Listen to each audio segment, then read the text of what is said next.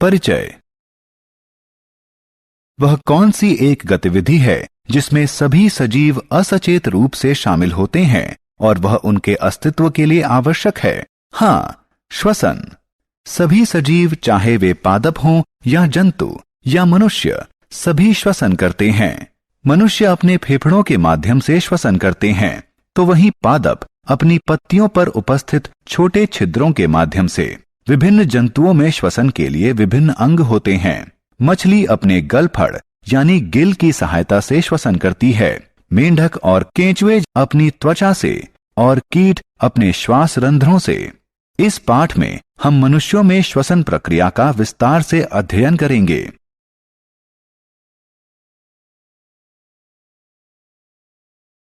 उद्देश्य। इस पाठ के अंत में आप निम्न करने में सक्षम हो जाएंगे: वायवीय और अवायवीय श्वसन में विभेद करना, फुफ्फुस श्वसन को परिभाषित करना, कोशिका श्वसन को परिभाषित करना, मनुष्यों में श्वसन की प्रक्रिया का वर्णन करना।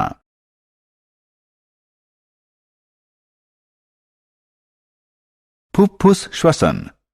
आइए देखें कि श्वसन क्या है। जब एक मनुष्य श्वास लेता है तो वह अवांछित कार्बन डाइऑक्साइड से ऑक्सीजन का विनिमय करता है, जो कि उसके जीवित रहने के लिए अति आवश्यक है। श्वसन के दो चरण होते हैं, अंतःश्वसन और उच्छ्वसन। वायु से ऑक्सीजन शरीर के भीतर लेने को अंतःश्वसन कहते हैं। कार्बन डाइऑक्साइड को शरीर से बाहर वातावरण में निर्मुक्त करने को उच्छ्वसन कहते हैं। अंतःश्वसन के समय हमारा वक्ष फूलता है क्योंकि फेफड़ों में ऑक्सीजन भरी होती है, जबकि उच्छ्वसन के समय वक्ष पिचक जाता है क्योंकि फेफड़ों से कार्बन डाइऑक्साइड निर्मुक्त हो जाती है। इस तरह के दृश्यमान श्वसन को बाह्य या फुफ्फुस श्वसन कहते हैं। कोशिका श्वसन। अब हम आंतरिक या कोशिका श्वसन के बारे में जानेंगे। इस प्रक्रम में मनुष्य के शरीर के अंदर मौजूद कोशिकाएं कोशिका भित्ति के द्वारा अवांछित कार्बन डाइऑक्साइड का ऑक्सीजन से विनिमय करती हैं। हमारे शरीर को विभिन्न क्रियाकलापों के लिए ऊर्जा की जरूरत होती है। यह ऊर्जा हमारे द्वारा ग्रहण किए आहार के ग्लूकोज में विखंडित होने से उत्पन्न होती है। आहार के विखंडन के लिए अंतःश्वसन से प्राप्त ऑक्सीजन की आवश्यकता होती है। अतः कोशिका श्वसन वह प्रक्रम है जिससे कोशिकाएं भोजन से प्राप्त ऊर्जा का उपयोग करती हैं।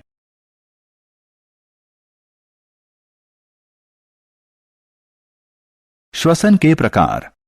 श्वसन दो प्रकार का होता है, वायवीय और अवायवीय।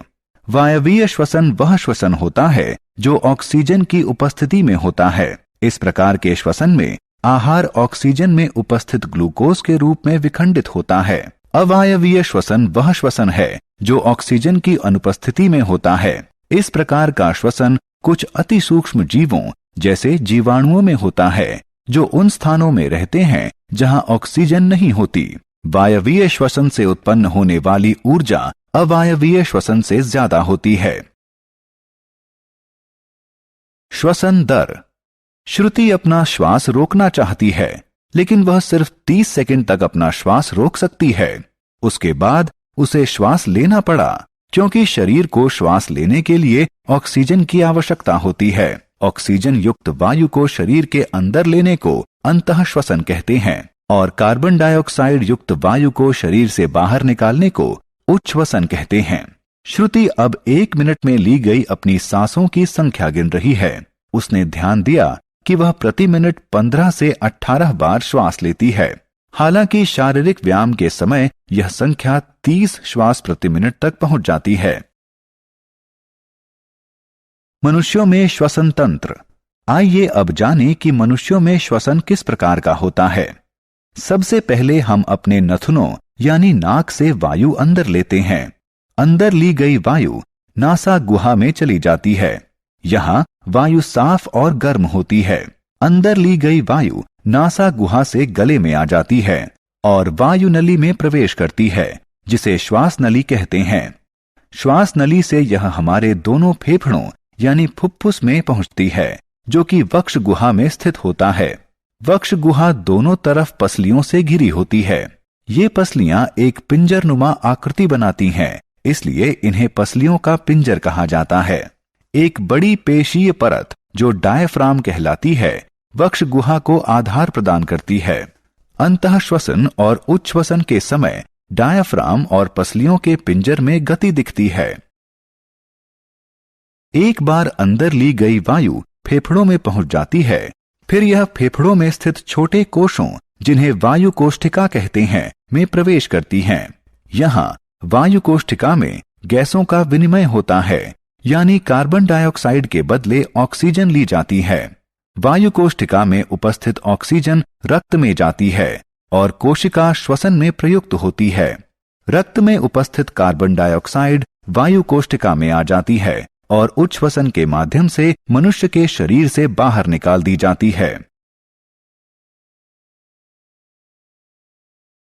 अंतःश्वसन और उच्छ्वसन। जब हम श्वास अंदर लेते हैं या अंतःश्वसन करते हैं तो पसलियां ऊपर को गति करती हैं और हमारा डायाफ्राम सिकुड़ जाता है और नीचे को गति करता है। यह हमारी वक्ष गुहा के आयतन को बढ़ा देता है, जिसमें हमारे फेफड़े फैलते हैं। जब हमारे फेफड़े फैलते हैं तो वायु हमारी नाक और मुंह द्वारा अंदर ली जाती है। वायु श्वास नली से होकर हमारे फेफड़ों तक पहुंचती है। जब हम श्वास बाहर छोड़ते हैं तो पसलियां नीचे की तरफ गति करती हैं और डायाफ्राम शिथिल होता है और ऊपर वक्ष गुहा की तरफ गति करता है। जब वक्ष गुहा का आयतन कम होता है तब कार्बन डाइऑक्साइड युक्त वायु फेफड़ों और वायु नली से बाहर निकलने के लिए बाध्य होती है और फिर हमारी नाक और मुंह से बाहर निकल जाती है। सारांश। आइए हमने जो कुछ सीखा है उसे संक्षेप में दोहराएं। अंतःश्वसन का अर्थ है वायु से ऑक्सीजन शरीर के अंदर लेना। उच्छ्वसन का अर्थ है कार्बन डाइऑक्साइड को शरीर से बाहर वातावरण में छोड़ना। कोशिका श्वसन तब होता है जब कोशिकाएं कोशिका भित्ति के माध्यम से कार्बन डाइऑक्साइड का ऑक्सीजन से विनिमय करती हैं। वायवीय श्वसन ऑक्सीजन की उपस्थिति में होता है। अवायवीय श्वसन ऑक्सीजन की अनुपस्थिति में होता है। वायु नली को श्वास नली कहते हैं। एक बड़ी पेशीय परत जो डायाफ्राम कहलाती है, वक्ष गुहा को आधार प्रदान करती है। वायु कोष्ठिका मनुष्य के फेफड़ों में स्थित छोटे छोटे कोश होते हैं। वायु कोष्ठिका में ऑक्सीजन का कार्बन डाइऑक्साइड से विनिमय होता है। परिचय। वह कौन सी एक गतिविधि है जिसमें सभी सजीव असचेत रूप से शामिल